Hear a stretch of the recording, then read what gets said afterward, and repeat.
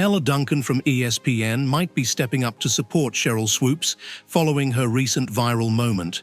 Before we get started, please consider subscribing to the channel.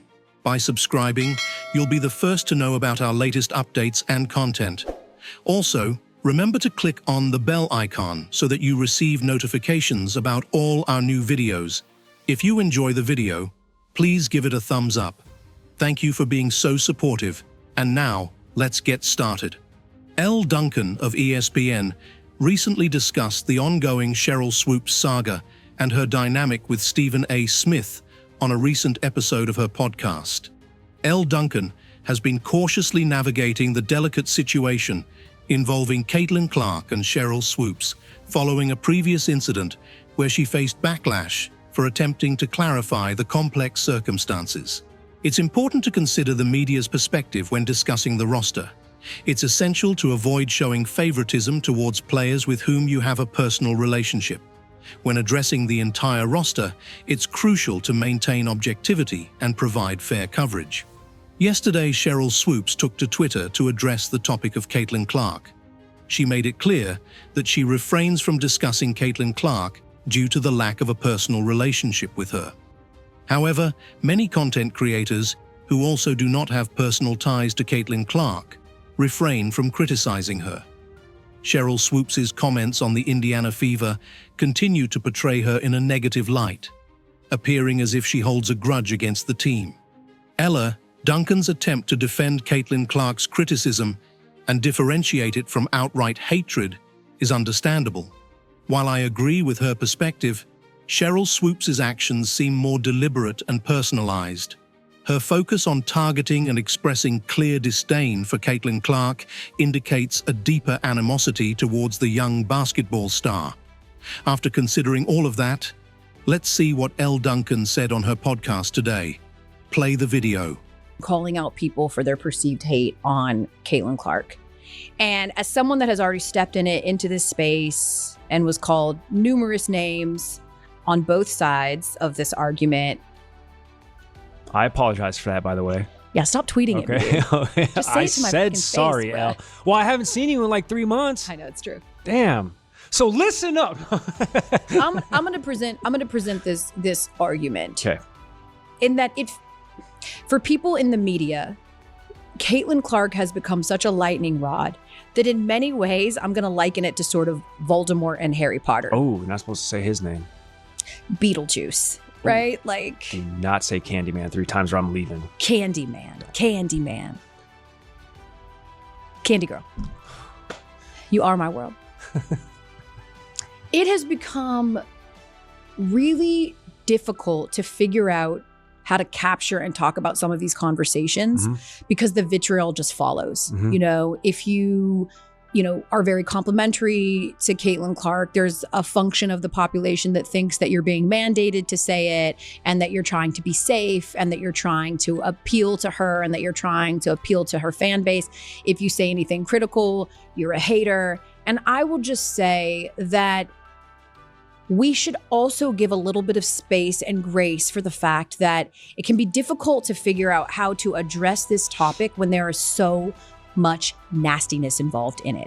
Like, this is not your typical, like, is it Michael Jordan or is it LeBron James? This is not your, even what we heard, this week from Dennis Rodman saying that LeBron James isn't really that skilled and all he has is a layup, which is asinine, right? I missed that. Oh, he said that. He fully said that. Or your guy, Anthony Edwards, who's my guy, I love Anthony Edwards, saying that Michael Jordan was Michael Jordan because nobody else had any skill at the time except for him, and everybody is much more skilled now. Like, these are arguments that you can have and we can debate and we can be like crazy and we can. Yeah. Specifically, the Caitlin Clark topic is such a lightning rod topic that it can be hard to figure out how you're going to navigate it. And some people who have been on the receiving end of racism and threats and nastiness, you could understand might want to avoid the topic altogether. Now, I am a glutton for punishment. I don't mind it. I'll keep bringing it up because that's our job. And like, that's what we do as journalists, especially in this space. And because let's be real, she's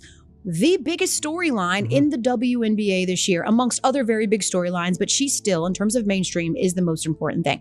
I just want us to leave a little bit of space for that understanding as well, and know that trying to beat people to death over this view or this subject, trying to batter them, trying to attack them, trying to wait.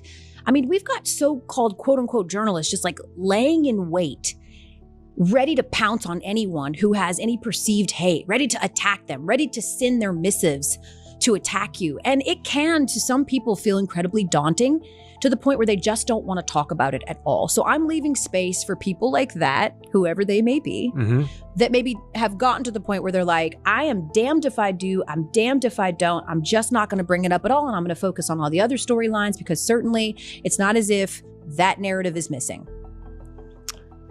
I heard this before, and in my head, it makes sense.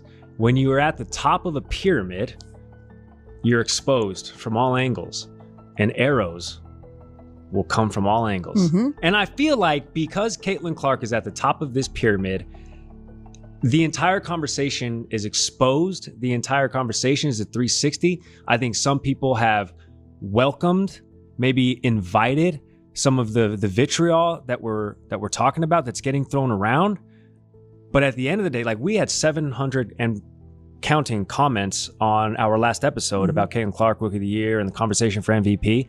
And I went through a really big bulk of them, and it was split. But I wasn't reading anything like egregious. And it's the internet, it's the comment section, Ellen. There was just a lot of people who are like, depending on what metrics you are looking at, Elle's right.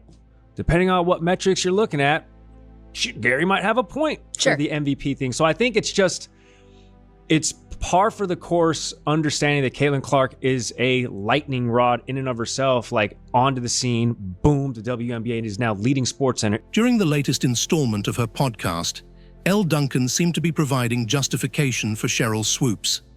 I'm interested to hear your thoughts on this. Please share your opinions in the comments section below. Now, let's roll back to discuss what Elle Duncan covered in her previous podcast to help you better understand the context if you haven't listened to it before. I have many points to get to. First and foremost, we can start calling Caitlin Clark Dawn, the way she's built for these dishes. You know what I'm saying? Okay. She hit 3 triples. Okay, that's a bar. Hey, use that one on the 6P, all right? No attribution necessary. Okay, the thing about what Caitlin Clark's doing, and I know on the last podcast we said, oh, you know, what about the Rookie of the Year conversation? I'm done talking about the Rookie of the Year. She should also be in the MVP conversation.